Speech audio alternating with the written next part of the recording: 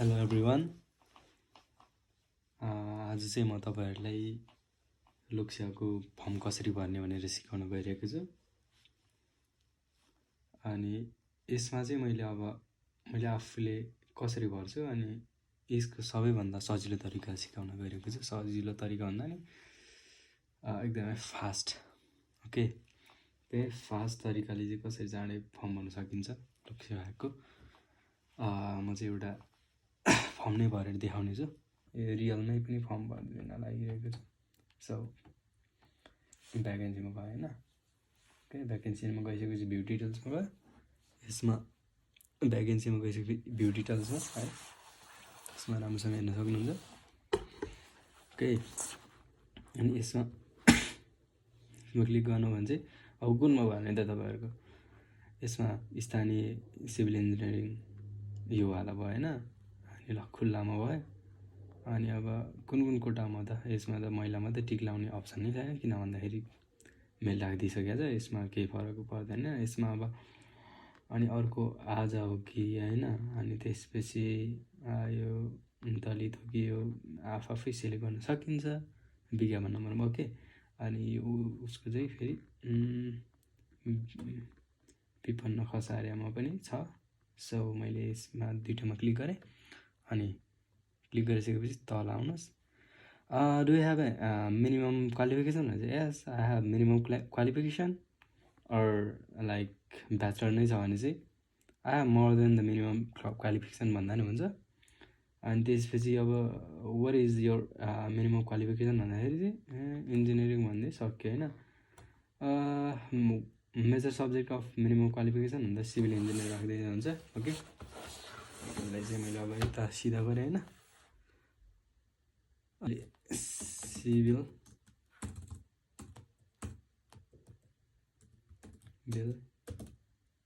Engineering राख्दै हैन। यसमा चाहिँ अब मैले सिभिल इन्जिनियरिङ राखिदिएँ है त। अनि त्यसपछि अब चुज द अप्सन भनेपछि अफकोर्स त्यही प्रदेशमै गएर दिनु पर्यो। अनि यसमा तीनटा टर्म्स अफ कन्डिसन छ। Accept the terms and condition of PPSC. अनि त्यहाँ I am not currently employed in यो होइन, सबै ठिक गर्नु होला। अनि मैले गण्डकी प्रदेश निजामती सेवा र गण्डकी प्रदेश अन्तर्गत स्थानीय सेवाको पदमा आरक्षणको सुविधा लिएको छैन भन्दै सक्यो हैन। अनि त्यसपछि बल्ल सबै गएपछि यहाँ क्लिक आउँछ। ओके, क्लिक थिसिसकेपछि अब यसमा आउँछ अब पैसा कसरी दिने भनिन्छ। यस कन्फर्म गर्नु पर्यो। ओके, अनि त्यसपछि पे अप्लाइड एडभर्टिजमेन्ट भनेर यहाँ डाइरेक्ट पे गर्दा नि हुन्छ, अथवा ओके मात्र गरिदियो सक्यो। ओके, अनि त्यसपछि माई एप्लिकेसनमा गएर ओके, यसमा अब यसमा के गर्न सक्यो भन्दाखेरि यसमा भर्खरै भरेको वाला पेमेन्ट उसमा भयो हैन, भर्खरै भरेको यसमा आयो। अनि पहिल्यै पेन्डिङमा भनेको यो ओके, यही पेन्डिङ भयो 26/5 हो हैन। त्यसपछि ओके, अनि त्यसपछि आयो अहिलेसम्म पेड एप्लिकेसन भनेको दुईटा छ। ओके, अनि त्यसपछि एप्रुभ भनेको दुईटै भइसकेको छ। ओके, अनि यो पेन्डिङ छ यसमा गएर पे गर्न सक्यो। ओके, अनि यो गर्दाखेरि चाहिँ अब कसरी गर्न सकिन्छ भन्दाखेरि यसमा गयो जे छ जुनमा गरे पनि हुन्छ, नेपाल ब्याङ्क लिमिटेडमा गरे पनि हुन्छ, नेपाल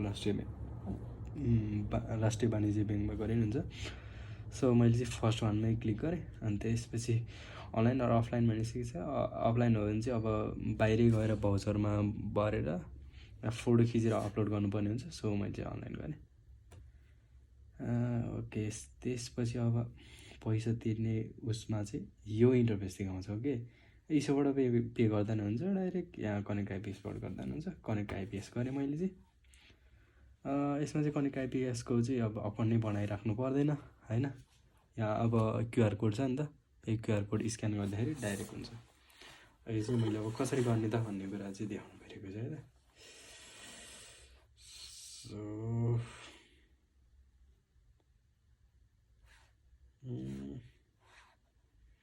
यसमा यति हुन्छ होइन, केही पनि अकाउन्ट सकाउन्ट पनि थिच्नु पर्दैन। यो क्युआर स्क्यान गरेपछि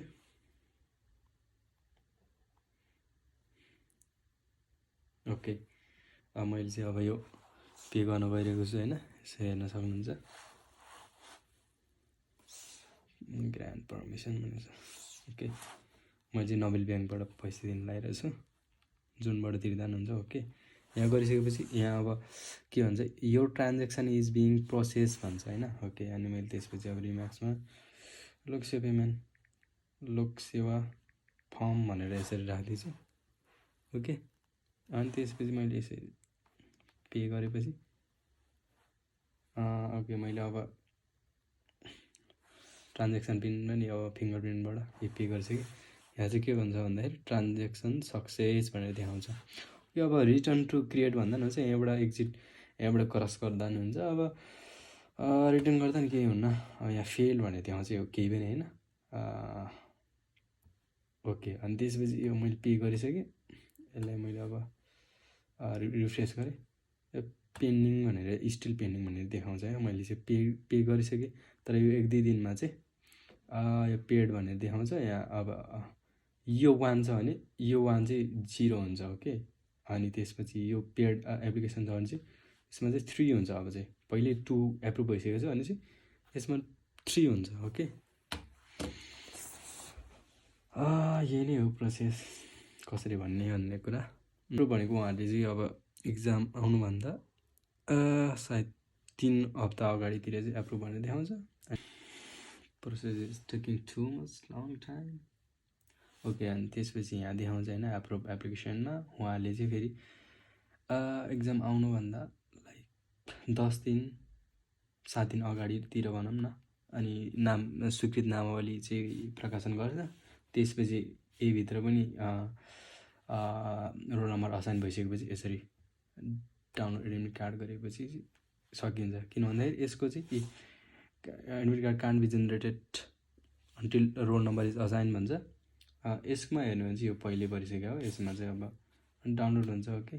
डाउनलोड भइसक्यो, सक्यो, यसरी गर्न सक्नुहुन्छ। त्यो फर्म चाहिँ पेन्डिङमै छ, त्यो पहिले पेड भइसकेपछि उहाँहरूले एप्रुभ भइसकेपछि अनि स्वीकृत नामावली आइसकेपछि त्यहाँ पनि एउटा अझ थप्ने हुन्छ त्यहाँबाट, अनि डाउनलोड गर्ने त। This is all about how to fill up the form. यति नै हो। If you guys find any like issues, like if you guys have any problem, then let me know in the comment section.